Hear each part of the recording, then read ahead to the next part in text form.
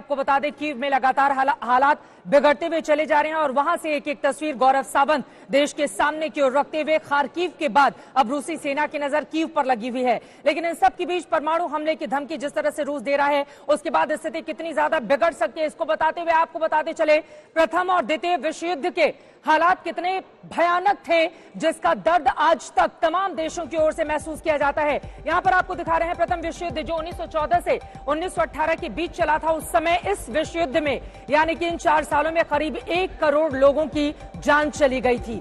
ज्यादातर सैनिक थे, आम नागरिक थे और उसके बाद भी 2 करोड़ से ज्यादा लोग जख्मी हुए थे और काफी लंबे वक्त तक ये जद्दोजहद उनके जीवन में चलती रही थी। आपको ये भी बताते चले कि 74,000 आप एक बड़ी तादाद है भारतीय सैनिक भी वहां पर हताहत और जख्मी हुए थे। यकीनन वो मंजर दोबारा पैदा ना हो इस बात को लेकर डर और दहशत तमाम दुनिया के भीतर भी देखने को मिल रही है। द्वितीय विश्व युद्ध की बात करें 1939 से 1945 के बीच चला था। तकरीबन 7.5 करोड़ सैनिक नागरिकों की जान गई थी।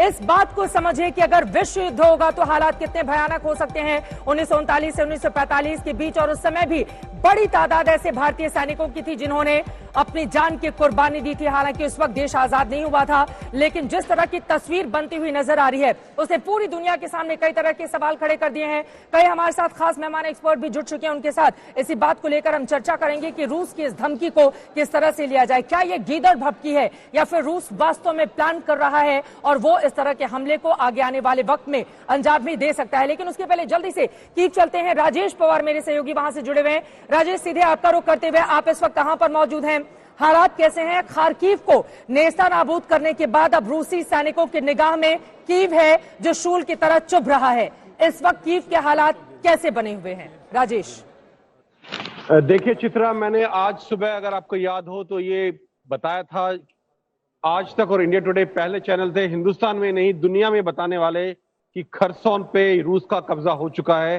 जिसकी उन्होंने ऑफिशियल अनाउंसमेंट सिर्फ कुछ घंटे पहले की है। लेकिन मैंने एक खबर सुबह ही दे दी थी जो अपने सोर्सेज से मिली थी, खरसोन पे पूरी तरह से रूस का कब्जा हो चुका है।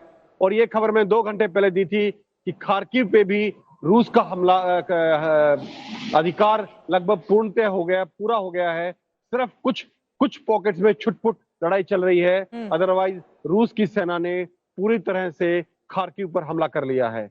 जहां तक कीव का सवाल है, इस वक्त मैं बिल्कुल कीव के सेंटर में खड़ा हूं, फ्रीडम स्क्वायर में खड़ा हूं और यहाँ शांति है। कुछ गाड़ियां जैसे उधर जा रही हैं, छुटपुट 1-2 लोग दिख रहे हैं जो अपनी ग्रोसरी खरीदने के जा रहे हैं, अदरवाइज जल्द यहाँ शांति है। पिछले 6-7 घंटे से कोई धमाका नहीं हुआ है, कोई फायरिंग की खबर नहीं आई है, कोई एयर रेड नहीं हुआ है। ये शायद तूफान से पहले की शांति है। तूफान से पहले की शांति है, लेकिन यकीनन ये शांति सभी को चुभती हुई नजर आ रही है क्योंकि कीव पर रूस की जिस तरह से नजर है उसके मद्देनजर वो आगे आने वाले कुछ घंटों में क्या करने वाला है ये किसी को भी पता नहीं है। राजेश, बड़ी तादाद में कल भी हमने देखा था किस तरह से हवाई सायरन वहां पर बज रहे थे और लगातार सभी को अलर्ट किया जा रहा था यूक्रेन की ओर से। आज भी रूसी सैनिक जिस तरह से बॉर्डर पर तैनात है और इस वक्त एक बड़ी खबर आ रही है, उसके बाद मैं फौरन आपका रुख करूंगी। इस वक्त की बड़ी खबर सामने आ रही है, यूक्रेन की मीडिया की ओर से दावा किया जा रहा है रूस से बातचीत का समय अभी तय नहीं है। इन सब के बीच रूस ने खेरसन पर कब्जे का दावा किया है। रूस की ओर से खेरसन पर कब्जा, रूस के रक्षा मंत्रालय की ओर से यह दावा किया गया है। इन सब के बीच बातचीत को लेकर भी तमाम तरह के कयास चल रहे हैं, लेकिन अब यूक्रेन के शहर खेरसन पर कब्जा कर लिया है रूस ने। राजेश, ये दावा किया जा रहा है रूसी मीडिया के हवाले से, रक्षा मंत्रालय ने वहां पर दावा किया है कि हमने यूक्रेन के शहर खेरसन पर कब्जा कर लिया है। देखिए चित्रा, ये ऑफिशियल अनाउंसमेंट अभी आई है। मैं जैसे कि पहले कह रहा था, मैंने आज तक और इंडिया टुडे पे ये खबर आज से 2 घंटे पहले दे दी थी कि खरसोन पर पूरी तरह से रूसी फौज का कब्जा हो चुका है। ये खबर मुझे पहले ही मिल चुकी थी और यही खबर, सबसे पहले खबर हमने दी थी कि खार्किव लगभग पूरी तरह से रूसी फौज के कब्जे में आ चुका है।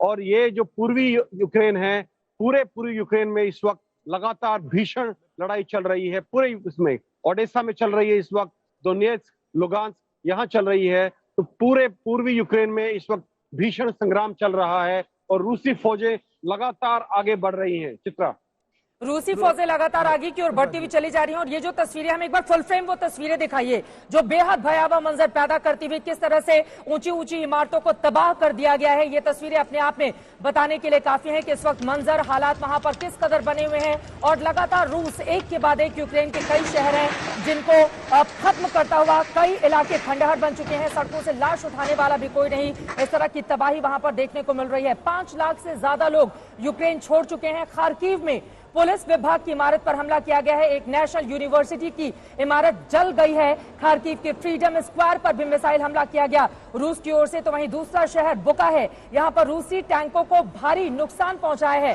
हालांकि यूक्रेन ने और धमाकों के बाद चारों तरफ मलबा ही मलबा दिखाई दे रहा है।